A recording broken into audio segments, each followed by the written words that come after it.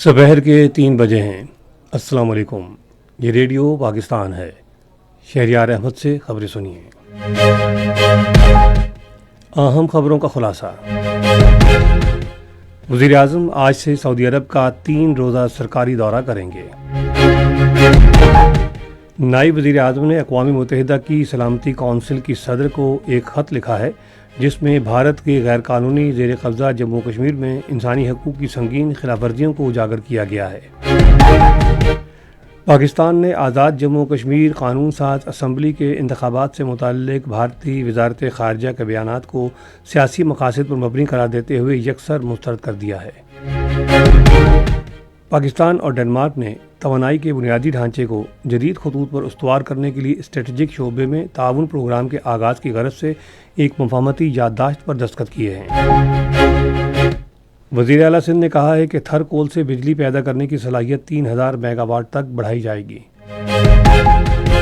پاکستان اور جنوبی کوریا کے درمیان چوتھا اور آخری ہاکی میچ کل اسلام آباد میں کھیلا جائے گا۔ اور اب خبریں تفصیل کے ساتھ۔ وزیر اعظم محمد شہباز شریف آج سے سعودی عرب کا 3 روزہ سرکاری دورہ کریں گے۔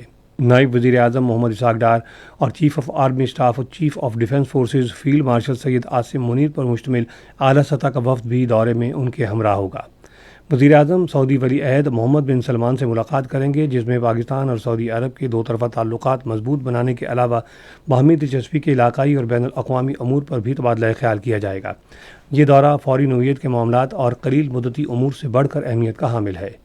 اس دورے سے دونوں ممالک کے 2 طرفہ تعلقات مزید مستحکم ہوں گے، تصویراتی تعاون کو فروغ ملے گا، باہمی دلچسپی کے علاقائی اور بین الاقوامی امور پر رابطہ مزید مضبوط ہوگا اور کثیر جہتی تعاون کو بھی تقویت ملے گی۔ نائب وزیر اعظم محمد اسحاق ڈار نے اقوام متحدہ کی سلامتی کونسل کی صدر کرسٹینا مارکس لاسن کو ایک خط لکھا ہے جس میں بھارت کے غیر قانونی زیر قبضہ جموں و کشمیر کی آبادی کا تناسب اور اس کی سیاسی اور ثقافتی شناخت کو تبدیل کرنے کی مسلسل بھارتی کوششوں کی جانب توجہ مبذول کرائی گئی ہے۔ انہوں نے کہا کہ مقبوضہ علاقے میں سیاسی جبر بدستور جاری ہے۔ یہ خط اقوام متحدہ میں پاکستان کے مستقل مندوب عاصم افتخار احمد نے سلامتی کونسل کی صدر کو پہنچایا۔ خط میں مقبوضہ جموں و کشمیر میں انسانی حقوق کی مسلسل بگڑتی ہوئی صورتحال پر گہری تشویش کا اظہار کیا گیا ہے اور وہاں من مانی گرفتاریوں، ماورائے عدالت قتل، جبری گمشدگیوں، تشدد اور اظہار رائے اور پرامن اجتماع کی آزادی پر پابندیوں کی نشاندہی کی گئی ہے۔ وزیر داخلہ محسن نقوی نے کہا ہے کہ اسلام آباد میں چین کی طرز پر لا انفورسمنٹ انویسٹیگیشن سینٹر کے قیام کے لیے پائلٹ پروجیکٹ شروع کیا جائے گا۔ ان خیالات کا اظہار انہوں نے اسلام آباد میں چین اور ترکیہ سے تربیتی کورس مکمل کر کے واپس آنے والے اے ایس پیز سے ملاقات کے دوران کیا۔ وزیر داخلہ نے کہا کہ لا انفورسمنٹ سینٹر میں ڈیٹینشن، انویسٹیگیشن اور سمری ٹرائل ایک ہی چھت تلے ہوں گے۔ محسن نقوی نے کہا کہ جرائم کی روک تھام اور مؤثر نگرانی کے لیے وزارت داخلہ کے ایوییشن ونگ میں جدید ڈرونز شامل کیے جائیں گے۔ انہوں نے بتایا کہ نیشنل پولیس اکیڈمی میں اسپیشلائزڈ انویسٹیگیشن رومز قائم کیے جائیں گے۔ پاکستان نے آزاد جموں و کشمیر قانون ساز اسمبلی کے جاری انتخابات کے بارے میں بھارتی وزارت خارجہ کے بیانات کو بے بنیاد اور سیاسی مقاصد پر مبنی قرار دیتے ہوئے یکسر مسترد کر دیا ہے۔ دفتر خارجہ کے ترجمان طاہر اندرابی نے آج اسلام آباد میں ہفتہ وار نیوز بریفنگ کے دوران کہا ہے کہ یہ بات حیران کن نہیں کہ بھارت نے 5 اگست کی اپنی غیر قانونی اور یک طرفہ کارروائیوں کے 7 سال مکمل ہونے سے 1 روز قبل ایسے بیانات جاری کیے ہیں جن کے ذریعے وہ جموں و کشمیر کی بین الاقوامی طور پر تسلیم شدہ متنازع حیثیت کو تبدیل کرنے کی کوشش کر رہا ہے۔ انہوں نے کہا کہ بھارت کے یہ اقدامات اقوام متحدہ کی سلامتی کونسل کی متعلقہ قراردادوں، بین الاقوامی قانون اور خود بھارت کی طرف سے کیے گئے عالمی وعدوں کی کھلی خلاف ورزی ہیں۔ ترجمان نے کہا کہ آزاد جموں کشمیر کی قانون ساز اسمبلی کے انتخابات آزاد کشمیر سے متعلق آئینی اور قانونی فریم ورک کے مطابق پرامن، شفاف اور منظم انداز میں ہو رہے ہیں۔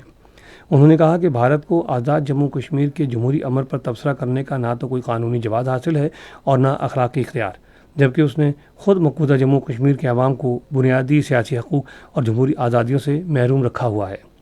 طاہر اندرابی نے ایک بار پھر بھارت سے مطالبہ کیا کہ وہ اپنے غیر قانونی اقدامات واپس لے اور اقوام متحدہ کی سلامتی کونسل کی متعلقہ قراردادوں کے مطابق جموں و کشمیر کے مسئلے کے پرامن حل کے لیے سازگار ماحول پیدا کرے۔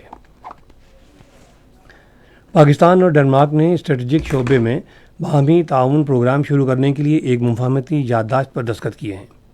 اسلام آباد میں حکومت پاکستان کی جانب سے سیکرٹری پاور ڈویژن ڈاکٹر فخر عالم عرفان اور پاکستان میں ڈنمارک کے سفیر ماجا ڈیروس مارٹنسن نے یادداشت پر دستخط کیے۔ اس معاہدے کے تحت ڈنمارک کے ماہرین 3 اہم شعبوں میں مخصوص تکنیکی معاونت اور ادارہ جاتی استعداد کار بڑھانے میں تعاون فراہم کریں گے۔ ان شعبوں میں طویل مدتی توانائی منصوبہ بندی، قابل تجدید توانائی کے نظام میں انضمام اور صنعتی شعبے میں توانائی کی بچت شامل ہیں۔ یہ پروگرام پاکستان کے توانائی کے بنیادی ڈھانچے سے متعلق اہم شراکت دار اداروں کی تکنیکی مہارت اور عملی صلاحیت مضبوط بنانے کے لیے ترتیب دیا گیا ہے۔ وزیر اعلیٰ سندھ سید مراد علی شاہ نے کہا ہے کہ آئندہ دنوں میں تھر کول سے بجلی پیدا کرنے کی صلاحیت موجودہ 2640 میگا واٹ سے بڑھا کر 3000 میگا واٹ کر دی جائے گی۔ انہوں نے آج کراچی میں سندھ اینگرو کول مائننگ کمپنی کے زیر اہتمام مائننگ کانفرنس سے خطاب کرتے ہوئے کہا کہ تھر کے بلاک سے سالانہ 1.5 کروڑ ٹن سے زائد کوئلہ پیدا کیا جا رہا ہے۔ انہوں نے کہا کہ مقامی کوئلے کے استعمال سے ملک کو ہر سال $1.5 ارب سے زائد کے زر مبادلہ کی بچت ہو رہی ہے۔ انہوں نے کان کنی کے شعبے کی بھرپور صلاحیت سے فائدہ اٹھانے کے لیے حکومت کے عزم کا اظہار کیا۔ یہ خبریں آپ ریڈیو پاکستان سے سن رہے ہیں۔ وزیر اعلیٰ پنجاب مریم نواز نے کہا ہے کہ پینے کے صاف پانی تک رسائی ہر شہری کا حق ہے۔ انہوں نے آج لاہور میں ایک اجلاس کی صدارت کرتے ہوئے متعلقہ حکام کو ہدایت کی کہ عوام کو پینے کے صاف پانی کی فراہمی یقینی بنائی جائے۔ انہوں نے صوبے بھر میں واٹر فلٹریشن پلانٹس کے 1886 منصوبے جلد مکمل کرنے کی ہدایت بھی کی۔ اجلاس میں پینے کے صاف پانی کی بوتلیں تیار کرنے والے 670 پلانٹس کے قیام کی تجویز کا بھی جائزہ لیا گیا۔ فوج کے شعبہ تعلقات عامہ نے ملک بھر سے طلباء کے لیے سمر انٹرنشپ پروگرام کا انعقاد کیا ہے۔ شرکاء سے خطاب کرتے ہوئے الغزالی یونیورسٹی کے چانسلر مفتی عبدالرحیم نے فتنۃ الخوارج کے خلاف جنگ میں سیکیورٹی فورسز کی قربانیوں کو عظیم دینی اور قومی فریضہ قرار دیا۔ انہوں نے کہا کہ فتنۃ الخوارج مسلمانوں کو نشانہ بناتا ہے، جبکہ اسلام بے گناہ جانوں کے تحفظ اور امن کا پیغام دیتا ہے اور فتنہ و فساد کے خاتمے کا درس دیتا ہے۔ انڈین نیشنل کانگریس نے مقبوضہ جموں و کشمیر کا مکمل ریاست کا درجہ فوری اور غیر مشروط طور پر بحال کرنے کا مطالبہ کیا ہے۔ کشمیر میڈیا سروس کے مطابق مقبوضہ جموں و کشمیر اور لداخ کے لیے کانگریس کے جنرل سیکرٹری اور راجیہ سبھا کے رکن سید نصیر حسین نے کہا ہے کہ آرٹیکل 370 کی منسوخی اور علاقے کی تقسیم کو 7 سال گزرنے کے باوجود وہاں کے عوام اب بھی مکمل ریاستی حیثیت کی بحالی کے منتظر ہیں۔ انہوں نے کہا کہ وزیر اعظم نریندر مودی اور وزیر داخلہ امت شاہ نے کئی بار ریاستی حیثیت بحالی کی یقین دہانی کرائی ہے، لیکن یہ وعدے آج تک پورے نہیں ہو سکے۔ بھارتی حکومت کی ناقص حکمت عملی نے بھارتی ایوی ایشن سیکٹر کو تباہی کی دلدل میں دھکیل دیا ہے۔ بھارتی جریدے دی وائر کے مطابق امریکہ ایران کشیدگی کی وجہ سے مہنگے ایندھن اور کمزور بھارتی روپے نے ایوی ایشن کے شعبے کی کمزوریاں آشکار کر دی ہیں۔ رپورٹ میں کہا گیا ہے کہ مودی دور کی معاشی پالیسیوں سے بھارتی ایوی ایشن میں کم از کم 10 ایئر لائنز نے بھاری نقصانات کے باعث آپریشن بند کر دیا ہے۔ جریدے کے مطابق پاک بھارت تنازع کے بعد سے پاکستان کی فضائی حدود کی بندش نے بھارتی ایوی ایشن کو تباہی کے دہانے پر پہنچا دیا ہے۔ پاکستان اور جنوبی کوریا کے درمیان چوتھا اور آخری ہاکی میچ کل اسلام آباد میں کھیلا جائے گا۔ میچ شام 5:15 بجے شروع ہوگا۔ پاکستان سیریز پہلے ہی 3-0 سے جیت چکا ہے۔ ریڈیو پاکستان اس بلیٹن کے فوراً بعد اپنے قومی نشست رابطے پر اتحاد ایمان تنظیم وقت کا تقاضا کے موضوع پر خصوصی پوڈ کاسٹ نشر کرے گا۔ اور اب موسم۔ محکمہ موسمیات کی پیش گوئی کے مطابق آئندہ 12 گھنٹوں کے دوران ملک کے بیشتر حصوں میں موسم گرم اور رطوب رہے گا، تاہم کشمیر، گلگت بلتستان، خیبر پختونخوا، اسلام آباد اور بالائی اور وسطی پنجاب کے بعض مقامات پر آندھی اور گرج چمک کے ساتھ بارش کا امکان ہے۔ اس دوران بعض مقامات پر موسلادھار بارش بھی ہوگی۔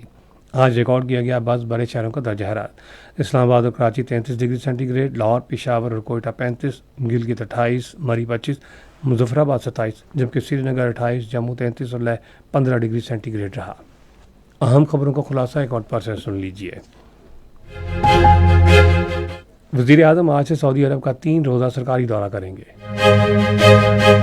نائب وزیر اعظم نے اقوام متحدہ کی سلامتی کونسل کی صدر کو ایک خط لکھا ہے، جس میں بھارت کے غیر قانونی زیر قبضہ جموں کشمیر میں انسانی حقوق کی سنگین خلاف ورزیوں کو اجاگر کیا گیا ہے۔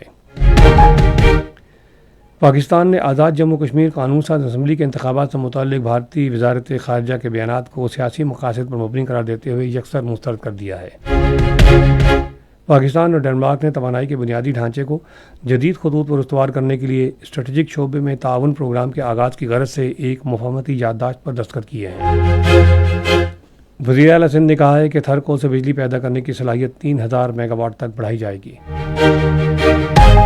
پاکستان اور جنوبی کوریا کے درمیان چوتھا اور آخری ہاکی میچ کل اسلام آباد میں کھیلا جائے گا۔ خبریں ختم ہوئیں۔ مزید خبروں اور تجزیے کے لیے آئیے ہماری ویب سائٹ پر radio.gov.pk اور facebook.com/Radio Pakistan نیوز آفیشیل پر بلیٹنز کی براہ راست ویڈیو اسٹریمنگ بھی ملاحظہ کیجیے۔